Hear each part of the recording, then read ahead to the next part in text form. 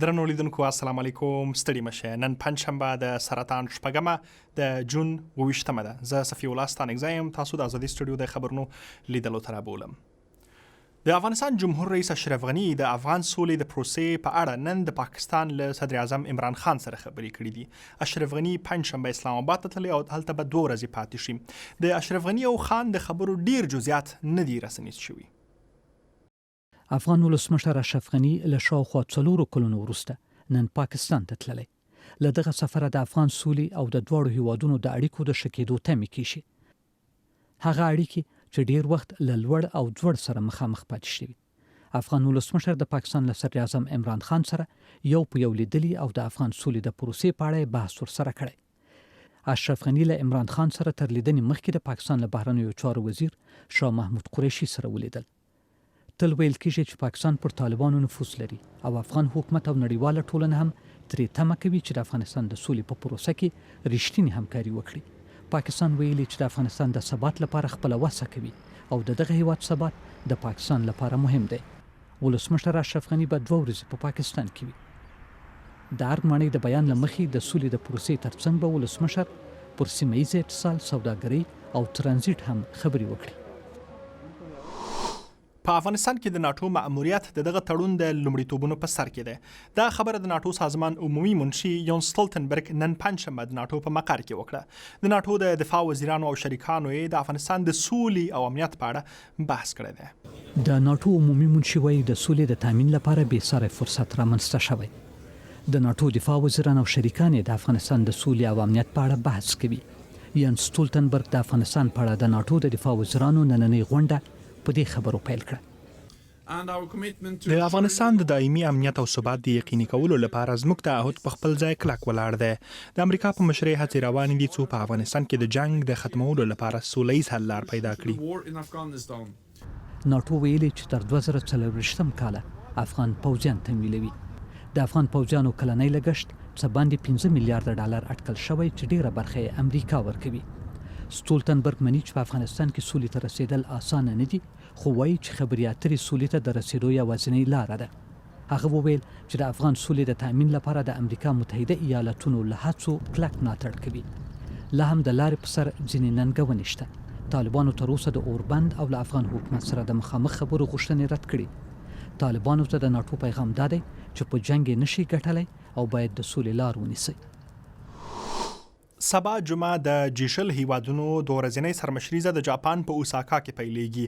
جیشل د 10 لویو صنعتي هېوادونو هغه ګروپ دی چې د نړۍ پر اقتصادي بهیر، د مالی بازارونو په ثبات، لویو پانګونو، د خلکو په وضعیت او ګڼو نورو مهمو مسایلو بحث کوي.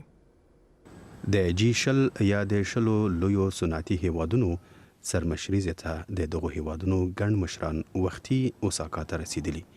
سرمشریزه جمعه او شنبه ده. د جاپان صدراعظم شینزو آبی وایي هیلهمند دی چې په دې سرمشریزه کې د چین او امریکا تجارتي جګړې ته حل ولټول شي.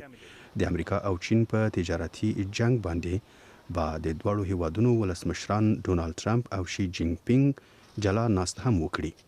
ډونالد ټرمپ به له خپل روسي سیال ولادیمیر پوتین سره د منځني واټن اټومي ځواکونو د تړون INF او د منځني ختیځ د سیمې په خاصه توګه ایران مسایل وشاروي.